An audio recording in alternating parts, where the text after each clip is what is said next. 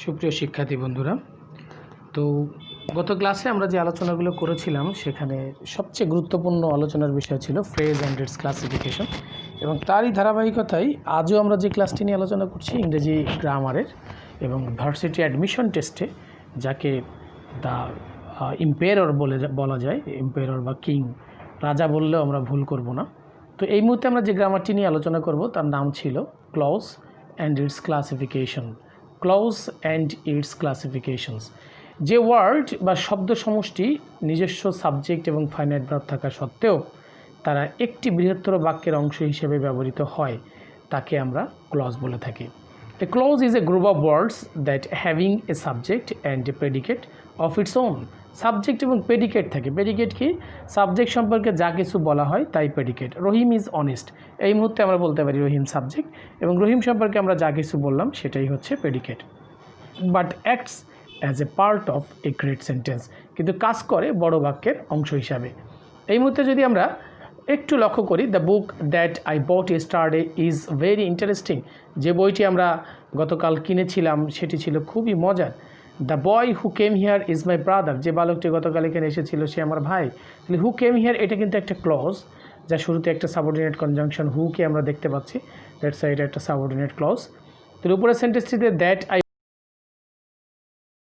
এই যে অংশটুকু নিয়ে আমরা কথা বলতে চাচ্ছি, that I bought yesterday and who came here, এই দুটি ক্লজের প্রতি যদি আমরা লক্ষ্য করি তাহলে দেখা যাচ্ছে যে তাদের প্রত্যেকেরই একটিমাত্র সাবজেক্ট, একটি কি আছে, একটি ফাইনাইট ভার্ব আছে, কিন্তু এরা প্রত্যেকেই একটি বৃহত্তর বাক্যের অংশরূপে স্টেটমেন্টে ব্যবহৃত হয়েছে।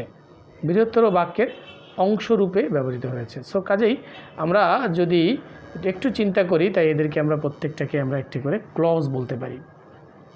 গঠন অনুযায়ী প্রত্যেকটা ক্লজ প্রধানত তিন প্রকার: প্রিন্সিপাল ক্লজ, সাবঅর্ডিনেট ক্লজ আর ডিপেন্ডেন্ট ক্লজ বা নির্ভরশীল বাক্যাংশ, অ্যান্ড দ্য ফাইনালি পাচ্ছি কোঅর্ডিনেট ক্লজ।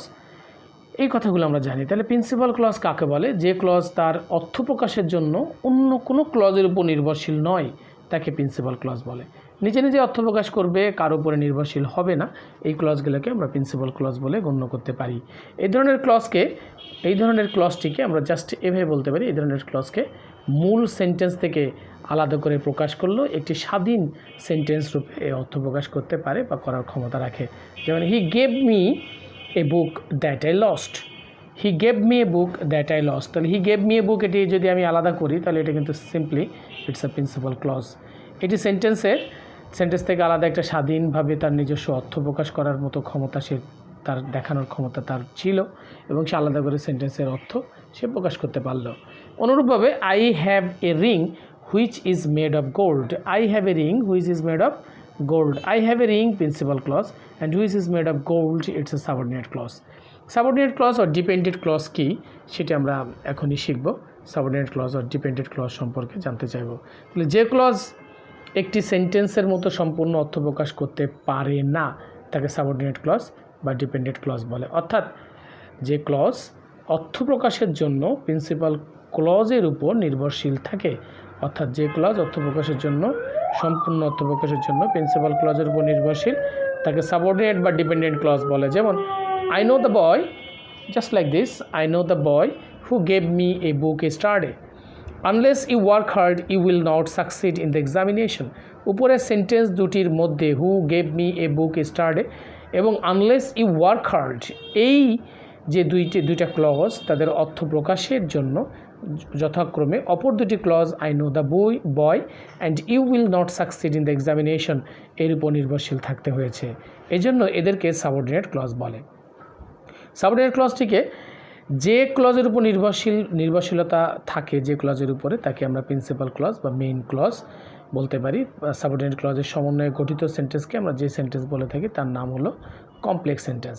সাবঅর্ডিনেট ক্লজ সাধারণত who, which, when, how, where, why, if, as if, in order, that, hardly had, when, scarcely had, when, no sooner had then ইত্যাদি conjunction দ্বারা সূচিত হয়। And if you do not work hard you will not succeed in life. তাহলে you will not succeed in life it's a principal clause, and if you do not work hard এটা আমাদের subordinate clause. Okay, and the next one, I do not know, আমি জানি না, I do not know when he will কাম।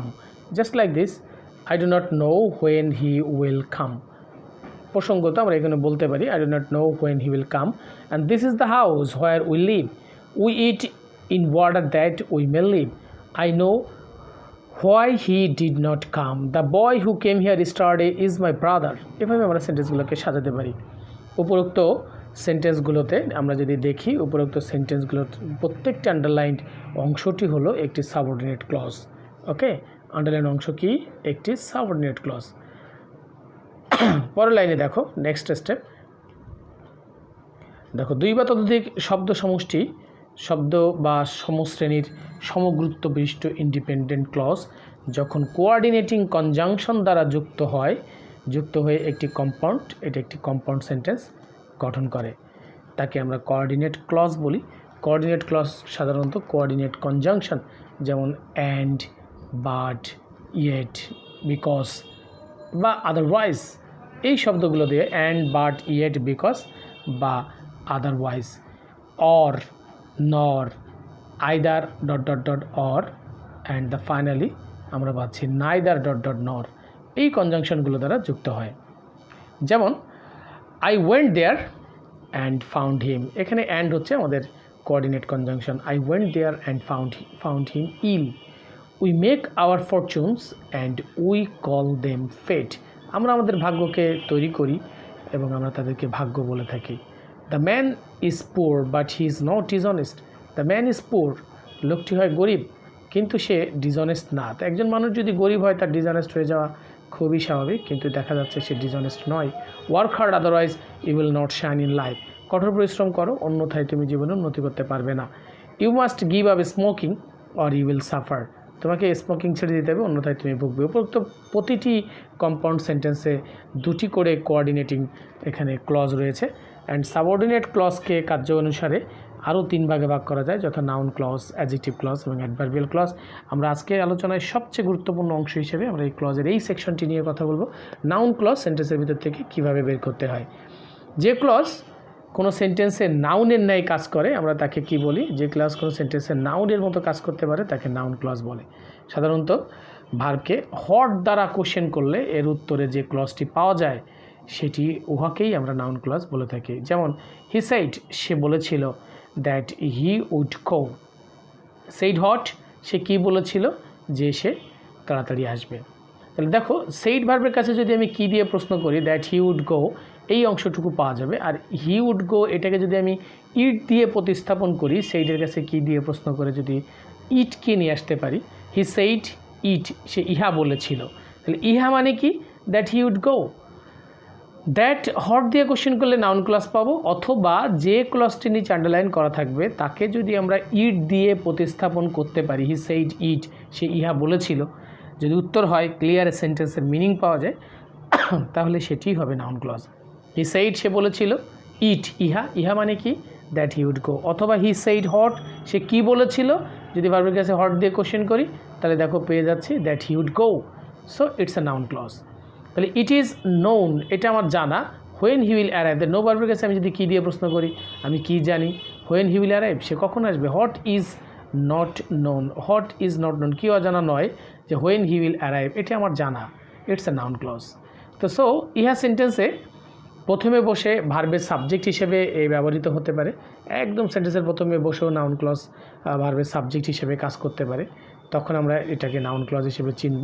এবং তখন শুরুতে আমরা যে সমস্ত কনজাংশনগুলো দেখব, যেমন who, what, that, how, why, when, where, এগুলো মনে না রাখলেও চলবে। তবে নাউন ক্লজের ক্ষেত্রে একটা অবশ্যই গুরুত্বপূর্ণ বিষয় হচ্ছে নাউন ক্লজের শুরুতে অবশ্যই to be verb, am, is, are, just like this, am, is, are, was, were ইত্যাদি সাবজেক্ট হিসেবে তারপর পরই ভার্ব হিসেবে বসে। সাবজেক্ট হিসেবে দেন নাউন ক্লজে আমরা ব্যবহৃত এদেরকে করতে পারি। স্ট্রাকচারটি হবে noun clause plus to be verb, তার মানে প্রতিটা নাউন ক্লজের পর যে ভার্বটি আসবে সেটা অবশ্যই অ্যাম, ইজ, আর, ওয়াজ, ওয়ারের যে কোনো একজন হতে হবে।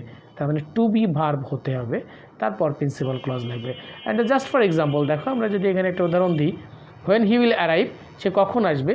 Is uncertain. তাহলে ইজটা কি? আমি জাস্ট যদি বলি ইজটা হচ্ছে হোয়েন হি উইল অ্যারাইভ, এই নাউন ক্লজটির মূল ভার্ব। তাহলে আমরা একটা কথা চোখ বন্ধ করে বলতে পারি, নাউন ক্লজ সেন্টেন্সের সাবজেক্ট হলে ভার্ব সিঙ্গুলার হয় এবং ভার্বটি হয় বি ভার্ব। অনুরূপভাবে what he said was not true, সে কী বলেছিল যা সত্য না। তাহলে what he said was not true and that he is an honest man he is known to us. That he is an honest man আমি যদি বলি সে হয় একজন সৎ মানুষ, তাহলে ইজ ভার্বের সেটা কিন্তু ইজ ভার্বের সাবজেক্ট হিসেবে বসছে। সো এটা কিন্তু অবশ্যই মনে রাখতে হবে, এটা কিন্তু নাউন ক্লজ। তো নাউন ক্লজ আমরা দেখলাম সেন্টেন্সের সাবজেক্ট হিসেবে বসছে, আমরা ঠিক পরক্ষণেই এটাকে সেন্টেন্সের অবজেক্ট হিসেবে কীভাবে বসাতে পারি এই কথাগুলো তোমরা নিজেরাই পড়বো। নাউন ক্লজ সেন্টেন্সের অবজেক্ট হিসেবে সেন্টেন্সে কী করে বসতে পারে, তার মানে প্রথমে principal clause plus noun clause as object to the sentence, object to the transitive verb. তো সো আমরা চলে যাচ্ছি তার কাছে। দেখো নাউন ক্লজ কী করে সেন্টেন্সের অবজেক্ট হয়। হি নিউ দ্যাট, 2 নম্বর উদাহরণটার দিকে যদি লক্ষ্য করো, he knew that, I knew that আমি জানি যে the sun rises in the east. তাহলে আমি কি জানি, সহজ কথা ভার্বের কাছে একটা জাস্ট কি দিয়ে প্রশ্ন করে আমি উত্তরটা নিতে পারলেই আমরা নাউন ক্লজ পাবো। আই নিউ আমি জানি that the sun rises in the east. তাহলে আই নিউ আমি কি জানি, নিউ ভার্বের কাছে একটা কোশ্চেন কি দিয়ে করলেই আমরা নাউন ক্লজকে খুব অনায়াসেই পেয়ে যেতে পারি। আমাদের নেক্সট নাউন ক্লজ সেন্টেন্সে প্রিপোজিশনের অবজেক্ট হিসেবে ব্যবহৃত হতে পারে। 3 নম্বর প্রিপোজিশনের পরে মানে প্রিপোজিশনের অবজেক্ট হিসেবে নাউন ক্লজ ব্যবহৃত হয়। তাহলে সেটা কীভাবে হয় সেদিকে আমরা যদি একটু লক্ষ্য করি অ্যান্ড দেখো আমরা তাহলে বুঝতে পারবো। Your future depends on how you work. দেখো ওয়ান একটা preposition and how you work it's a clause. কিন্তু আমি যদি বলতে চাই সেই পুরনো টেকনিক ব্যবহার করে ডিপেন্ডসের কাছে কি দিয়ে কোশ্চেন করে, আমার ভবিষ্যৎ তোমার ভবিষ্যৎ কিসের উপর নির্ভর করে, হাউ ইউ ওয়ার্ক তুমি কীভাবে কাজ করো তার উপরে। সো দেখো and he is all right except একটা preposition that he is weak. there is not truth in what he said. Then our you cannot rely on what he says. on প্রিপোজিশনের পরে দেখো what he says এই কথাটি এখানে চলে আসতেছে। তাহলে so noun clause সেন্টেন্সে প্রিপোজিশনের পরেও ব্যবহার হয়। তাহলে ইউ ক্যানট রিলাই তুমি কিসের উপর নির্ভর করবে না, হোয়াট হি সেস সে যা বলে তার উপর নির্ভর করবে না। এভাবেই আমরা বাক্যটাকে সাজাতে পারি। ইহা কমপ্লিমেন্ট হিসেবে সেন্টেন্সে ব্যবহৃত হতে পারে। কমপ্লিমেন্ট মানে সাবজেক্ট বা অবজেক্ট সম্পর্কে যা কিছু তথ্য দেওয়া হয় সেটাই কমপ্লিমেন্ট। যেমন ইট ইজ, জাস্ট উদাহরণ দেখলে বুঝবে, it is what I made, ইহাই যা আমি তৈরি করেছিলাম। তাহলে it is what I made, তাহলে ইট যা অ্যান্ড হোয়াট আই মেড ব্যাপারটা তাই। It is what I want, ইহাই যা আমি চাই। Life is what we make it, তাহলে হোয়াট উই মেক ইট যা আর লাইফ কিন্তু সেম জিনিস। লাইফ যদি সাবজেক্ট হয় তাহলে এটা কিন্তু সাবজেক্টের কমপ্লিমেন্ট, সাবজেক্ট সম্পর্কে যে তথ্যটা দেওয়া হচ্ছে সেটা সাবজেক্টের কমপ্লিমেন্ট। রবীন্দ্রনাথ তার গানে বলেছিলেন আমারও পরানো যাহা চাই তুমি তাই গো। তাহলে তুমি যা হোয়াট আই ওয়ান্ট আর আমার পরাণ যা চাই বিষয়টা same. What I want and my heart want that. ইহা ট্রানজিটিভ ভার্বের অবজেক্ট হিসেবেও সেন্টেন্সে ব্যবহার হয়। You can't tell me what you like, what you like transitive, tell me transitive ভার্বের অবজেক্ট হিসেবেও সেন্টেন্সে ব্যবহৃত হয়েছে। এক কথায় ভার্বের কাছে কী দিয়ে প্রশ্ন করলে তোমরা নাউন ক্লজকে পেয়ে যাবে। সহজ কথা, দেখো এটা একদম সোজা, এ বিষয়ে আমাদের আর কোনো কথাই বলার বাকি নেই। যে কথাগুলো বলতে চেয়েছি সেগুলো ঠিক এইভাবেই বের করার উপায়। তাহলে ফর দ্য টাইম বিং তোমরা নাউন ক্লজ সম্পর্কে একটা বেসিক নলেজ নিয়ে নাও। তো নাউন ক্লজ এবং অ্যাডজেক্টিভ ক্লজের মধ্যকার পার্থক্যটা কি, একটা বাক্যে একটা কথায় আমি অ্যাডজেক্টিভ ক্লজের পার্থক্যটা তোমাদের সামনে ক্লিয়ার করতে চাই। যে সকল ক্লজ কোনো সেন্টেন্সে অ্যাডজেক্টিভের কাজ করে থাকে অ্যাডজেক্টিভ ক্লজ বলে। অ্যাডজেক্টিভ ক্লজের বৈশিষ্ট্য, অ্যাডজেক্টিভ ক্লজ সাধারণত প্রিন্সিপাল ক্লজের নাউনকে কোয়ালিফাই করে। সোজা কথা, প্রিন্সিপাল ক্লজের কোনো নাউনকে সে কোয়ালিফাই করবে। যেমন উদাহরণ হিসেবে আমরা যদি এটাকে নিতে চাই তাহলে দেখো আমরা খুব সহজে এটাকে নিতে পারবো। ওকে।